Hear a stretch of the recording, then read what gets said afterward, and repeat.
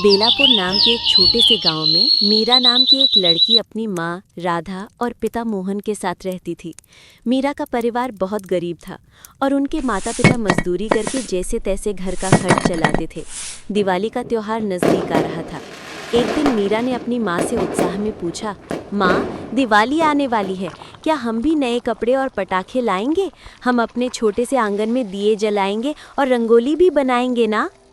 राधा ने उदास होकर जवाब दिया, बेटा, कई दिनों से हमें कोई काम नहीं मिला। हमारी किस्मत दूसरों जैसी नहीं है, लेकिन अगर कुछ हो सका तो ज़रूर कुछ लाएंगे। माँ की बात सुनकर मीरा नाराज़ हो गई और घर के पास एक पेड़ के नीचे जाकर बैठ गई। उसकी आंखों में आंसू आ गए।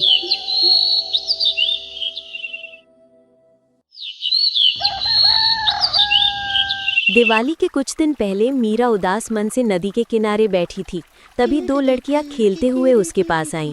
उनमें से एक का नाम रिया था। रिया ने पूछा, तू अकेले क्यों बैठी है? चाहे तो हमारे साथ खेल सकती है।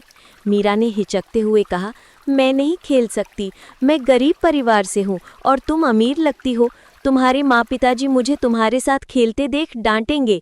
रिया ने मुस्कुराकर कहा, कोई भी मेहनत करके अपनी किस्मत बदल सकता है। ये सुनकर मीरा का मन खुश हो गया। घर पहुंचकर मीरा ने रिया की बात अपनी माँ को बताई। राधा ने समझाया, बेटा, हम गरीब हैं। रिया के माँ पिताजी को तुम्हारा उनके घर जाना पसंद नहीं आएगा। लेकिन मीरा ने जिद की और आखिरकार राधा ने हामी भर दी। दिवाली के दिन मीरा ने अपने सबसे अच्छे धुले हुए कपड़े पहने और रिया के घर पहुंची। रिया ने उसे देखकर खुशी से स्वागत किया, लेकिन रिया के माता पिता सुमन और प्रकाश मीरा को देखकर खुश नहीं हुए। मीरा के पुराने कपड़ों से उसकी गरीबी साफ झलक रही थी। प्रकाश को गरीब परिवार की लड़की से रिया की दोस्ती पसंद नहीं थी।